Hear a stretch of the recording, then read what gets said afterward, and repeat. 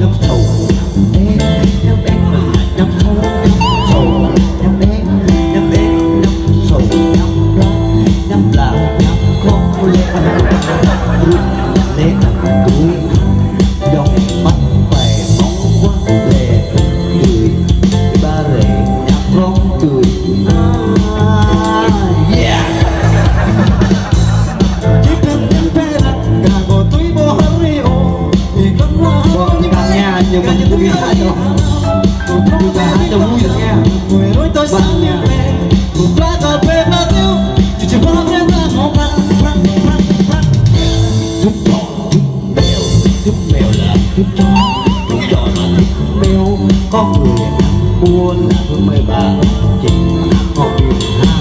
giúp chó là thích mèo mà là thích chó là thích mèo bé anh chỉ là nghe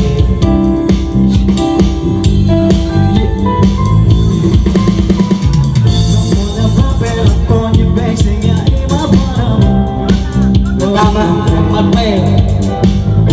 là lại sai nhưng mà thằng nhà đi mà vẫn có ta ô biết con đau biết cà phê biết con đau biết cà phê biết ai á là vẫn không đi làm phê ô biết đau mình biết cà phê ô biết ai á biết cà phê biết con đau biết là vẫn không đi làm phê ô biết đau năm thầu năm em mà năm thầu năm thầu năm em mà năm thầu là năm trống năm đông năm ru đây là một người ba đêm năm không cười đây là một con cho ba người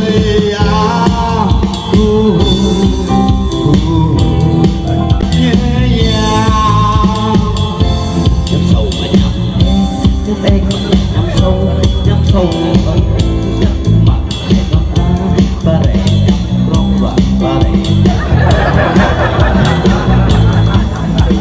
nói cái gì?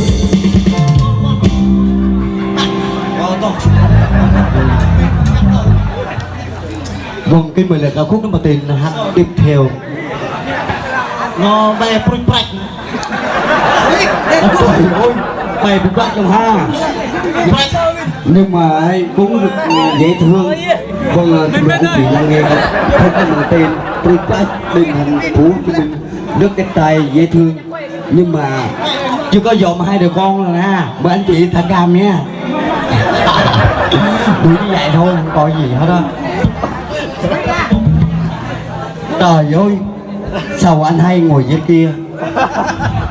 Coi vừa chưa? Nhưng có chưa có vợ mà lấy minh thôi. À, lấy mình ha. Không bao mạ câu có hê ha.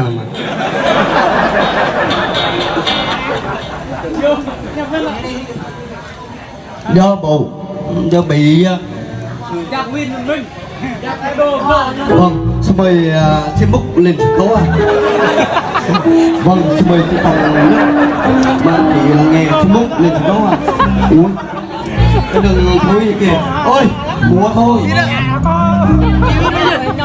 nhưng mà muốn được là nhảy được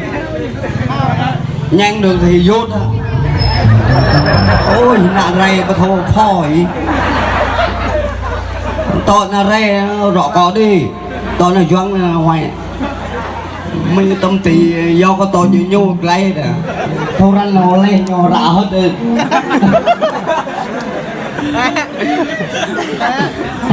Bên thì là nghề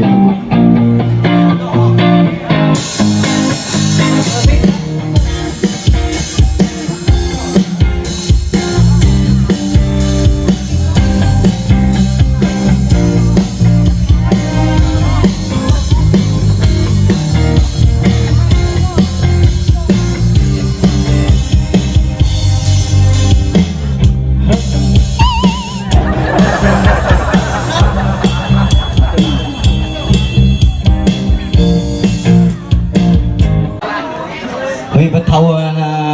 prut nang có prut prach to beret vì anh lại là prut prach nào có bạ bù bù bọn nhau chắc hai chân to như clay nào có tí ăn hê nhở เลยปริปัดยังจุงกับยังอาบนะ dah gerai pela